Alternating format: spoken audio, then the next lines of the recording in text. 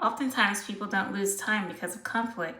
They lose time because they've misread the silence. Today, we're breaking down 3 types of silence: control, capacity, and avoidance. If you can tell the difference, you'll stop bleeding time, energy, and leverage. Let's get an example of control silence in the workplace. You send an email. Can you confirm this approval by Friday?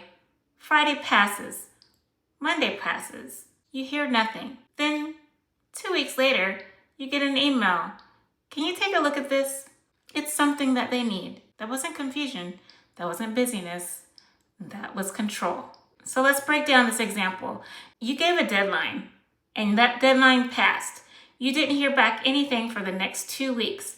In that meantime, you were waiting, and then they come back with a request of their own, totally ignoring your request that was due 2 weeks ago.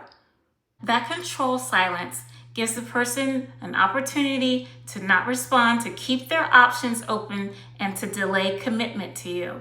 When someone ignores your timeline but returns on their own, that's not capacity. That's not ability or lack thereof. Neither is it overwhelm. That is an attempt to keep control on their terms. Capacity silence sounds different. Capacity silence actually has an acknowledgement. It has a time of return that they'll expect to get back to you. So for example, you send a text message and you send something real. You expect a reply, you don't get a reply back, but they reply the next morning and say, hey, I'm swamped. I'll get back to you later on tonight. That is an example of capacity silence because it acknowledges that you have signaled to them. It gives a response and it gives a time in which they'll get back to you. Capacity silence has follow through. In doing that, it also protects the relationship. Capacity silence includes a return time. Control silence withholds time. Now let's give an example of avoidance silence in a social situation. Say you reach out and say, hey, I would like to talk. Let's set aside some time. You get nothing back. You say it again, hey, I'd really like to clear some things up. You get nothing back. They don't respond, but you can see that maybe they're active doing other things, like active on social media, liking, commenting, posting, or even you can see that they're looking at your stories. That is avoidance silence. Why do people do this?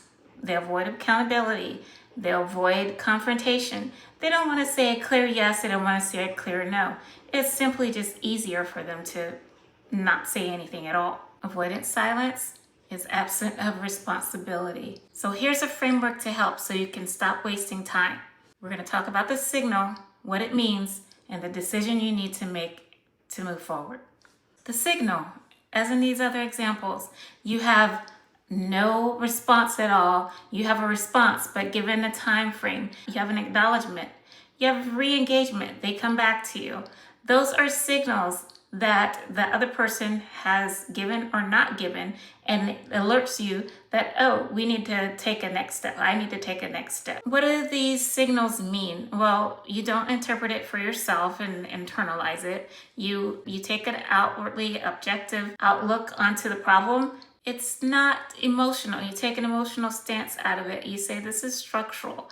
This person did not prioritize me. This person did not make a meaningful effort to respond. And this person is simply not aligned with what I am envisioning for my timeline and my response. So once you have noticed the signal, made meaning of it, you then make a decision. What are you going to do with this silence? What change are you going to make as a result of it? If it is capacity silence, you just wait.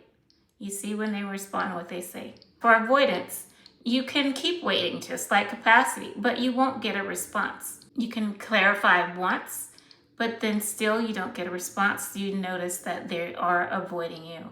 Avoidance, you clarify once, but then you keep waiting and you're not going to hear anything. You only respond once. You only check back once. Do not continuously check back. This person is avoiding you. For the control silence, you set a boundary. If someone is trying to, like in the example that we gave earlier, the control, they came back in 2 weeks, you set a boundary in how you move forward. You must make your decision on what your expectations are. We've talked about setting your self-respect expectations of moving forward, making that decision and sticking with it, you set the boundaries and you move forward. So for example, in setting your boundary, you can say in that one time that you return back to that person, or even from the beginning, if you know that this is turning into a habit, it's not the first time that they've done this. So you might know straight out that you need to set a boundary. If I don't hear back from you by such and such a date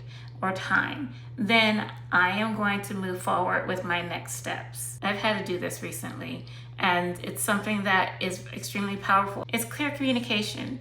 It's not being mean. It's not being a pain in the butt. It is just laying it out on the line and letting the person know what you're thinking and where you stand. This is my thought and this is my next move. It's fair. It's respectful to both of you.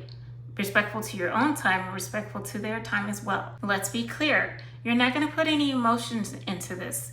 You're not going to beg. You're not going to plead for their response. This negates your power. This puts them in the power position, and you don't want to do that. Silence is information. Your job is not to respond to it emotionally. You are to structurally identify, make meaning, make a decision, make a move.